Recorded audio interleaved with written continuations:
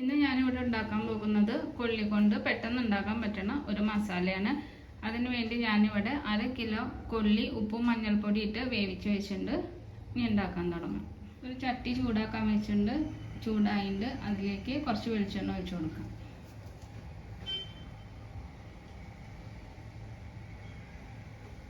എണ്ണ ചൂടായിട്ട് ഇനി അതിലേക്ക് 1/2 ടീസ്പൂൺ പെരിഞ്ജീരകം ഇട്ട് കൊടുക്കാം. പെരിഞ്ജീരകം നന്നായി മൂത്ത് വന്നു. ഇനി അതിലേക്ക് 8 ചുവന്നുള്ളി ചതച്ചതാണ്, പിന്നെ 4 വെളുത്തുള്ളി, പിന്നെ കുറച്ച് കറിവേപ്പില അത് ഇതിലേക്ക് ഇട്ട് കൊടുക്കാം.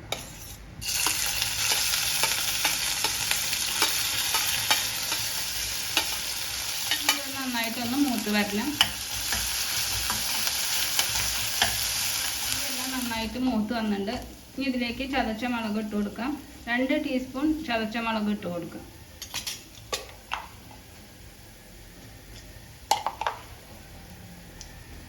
ഇട്ട് കൊടുത്തിട്ടുണ്ട് 2 ടീസ്പൂൺ. ഇനി ഇതൊന്ന് മൂത്ത് വരട്ടെ.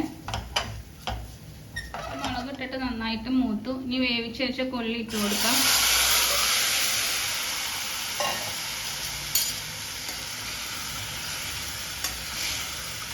ഇത് നന്നായിട്ടൊന്ന് മിക്സ് ചെയ്യണം.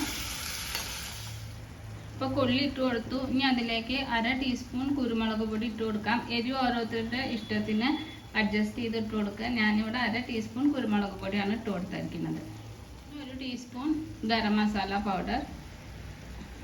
ഇതൊന്ന് നന്നായിട്ടൊന്ന് മിക്സ് ചെയ്യാം.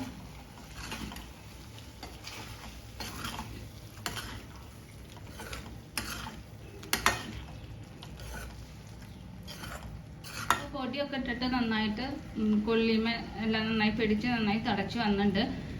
ഇപ്പം കറി തയ്യാറായിട്ടുണ്ട്. ചപ്പാത്തിയുടെ കൂടെ, ദോശയുടെ കൂടെ, ചോറിൻ്റെ കൂടെയൊക്കെ കഴിക്കാം. അപ്പം എല്ലാവരും ഉണ്ടാക്കി നോക്കണം. ഇഷ്ടപ്പെട്ട ലൈക്ക് ചെയ്യണം, ഷെയർ ചെയ്യണം, സബ്സ്ക്രൈബ് ചെയ്യണം. Thanks for watching.